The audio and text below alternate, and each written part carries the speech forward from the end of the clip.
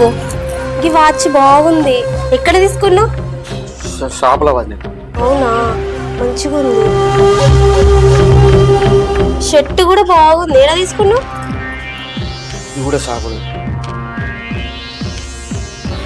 అవును, అని మెడలో గొలుసుందా? ఉన్నది మరి. గటెందుకు పోతాను? అదే కొంచెం వదిలే, కొంచెం జరగరా.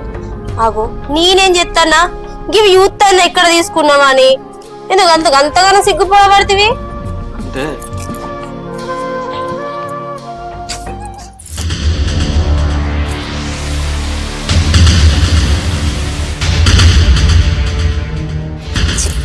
పిల్లగాడు